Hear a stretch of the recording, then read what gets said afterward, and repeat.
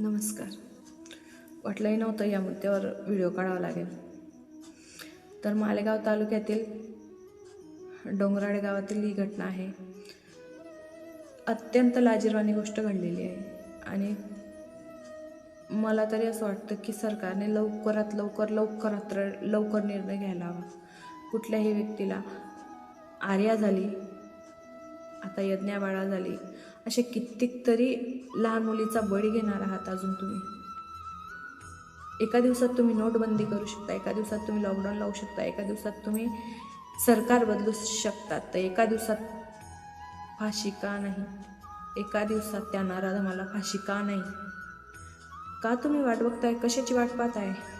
त्याने विचार केला, एकाच सेकंदात जीव घेतला त्या मुलीचा. तुम्ही कोणती दया दाखवताय त्याच्यावर? हां, तुमच्या घरी घडलं नाही ना, ते दुसऱ्याच्या घरी घडलं आहे. आजकाल तोच विचार चालू आहे, आपल्या घरी कुठं घडलं आहे, आपल्याला कुठं काय करायचं आहे, आपल्याला कुठं मुली आहे, हाच विचार तर चालू आहे सगळ्याकडे. सरकारला हात जोडून विनंती, तर तुम्ही लवकरात लवकर निर्णय घ्या, त्या नराधमाला फाशी द्या, हीच विनंती करते. अगोदर वाटायचं मला 2 मुलं होते, 1 मुलगी हवी होती, पण आता हातास वाटतं, अरे देवा, मुलगी झाली असती तर मी ठेवलं कुठं असतं, पोटात तर नसतं ठेवलं मी. त्या आईची अवस्था काय असेल एकदा बघा, त्या बापाच्या तोंडात थूक नसेल. आज त्यांचा हस्त खेळतं बाळ घरातून चाललं गेलेलं आहे. काय दोष होता तिचा? एक मुलगी जन्माला आली म्हणून? अरे नकोय तुमची कोणतीच योजना नको आहे ना, 1,500ची ना फुकट तिकीटची कोणतीच नको द्या. तुम्ही फक्त महिलांना सुरक्षितता द्या.